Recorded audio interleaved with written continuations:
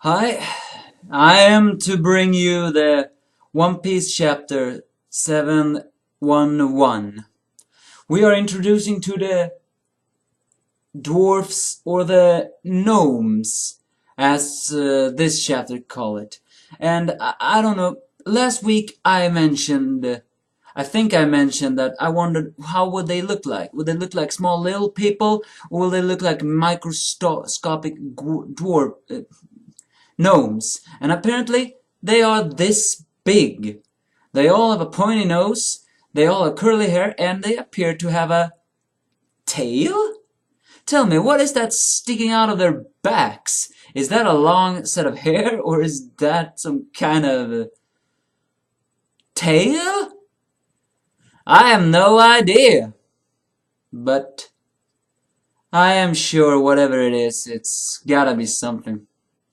Either way, Robin is captured, but they free her once they start to believe that she's a good girl. Then they want to take her clothes because, well, they but then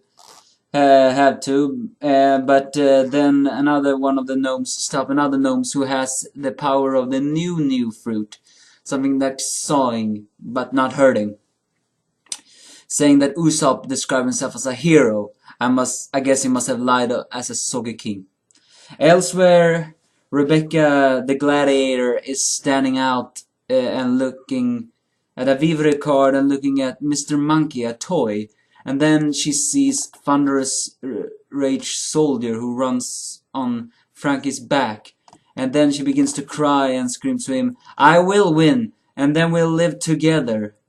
But the Thunderer says, "A warrior do not cry when prepared to battle." Okay, that scene was a little bit cryptic. I mean, what is it saying? Is it saying that I guess it could be that Rebecca and Thunder is on the same team, because after all, they do want to destroy Donflamingo somewhere, whatever. But before that, we see that we have been confirmed that the little guy, the little person that Zoro caught, was indeed a gnome or a dwarf. And at the beginning, I couldn't see the gender of this one.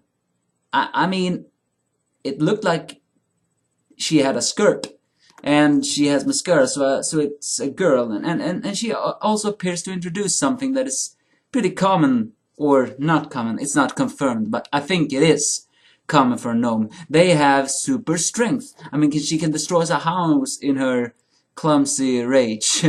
Her sadness. Uh, uh, uh,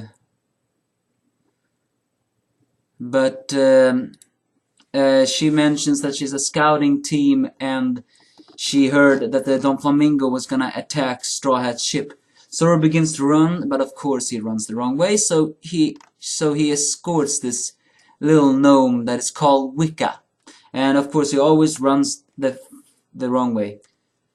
And then that scene with Frankie and the Thunderous Soldier happened, when the word the Thunderous Soldier was saying was, but tears, that's why we have to hurry. Even toys have things they want to protect, but tears won't fall.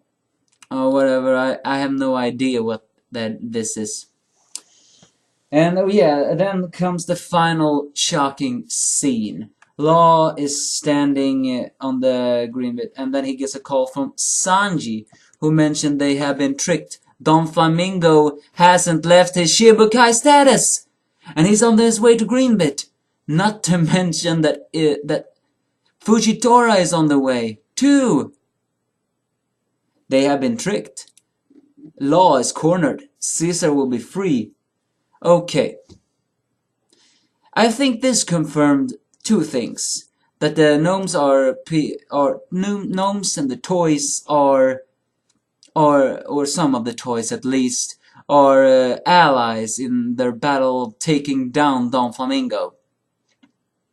It also proves that gnomes have super strength, or some of them. They do not know devil fruit, and Donflamingo is one cunning bastard. I mean, if Sanji said it's true, and he hasn't stepped down from his Shibukai, then I can only guess this. He must have talked to Akainu. And Akainu were the only one, except Fujitora maybe, who was informed that he had not stepped down. And then he tricked his other subordinates when they had that meeting. I think the reason why he interrupted Brand New was because he was saying, yeah, it's pathetic. I mean, he did mention, I'm not gonna do what Law and Straw Hat do anymore. So I think this also confirms that he prioritized capturing Luffy and Law over Donflamingo. And now he has tricked them all. And that girl that Sanji said, Violet was her name?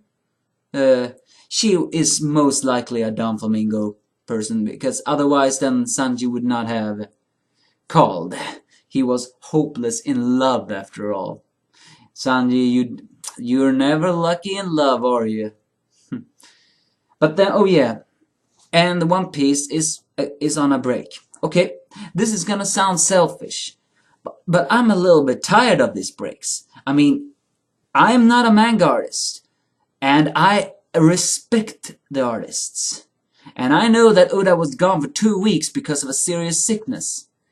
But him going always on breaks, more than any of the famous writers from Naruto, Bleach, One Piece, Toriko, and I don't know, I mean Fairy Tail Toriko, and Magi and whatever. Well, Magi went on 1 month, but whatever.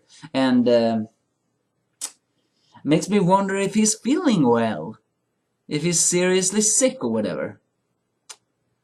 No idea. Well, that's this chapter. It was good. I give it 7 out of 10. See you later.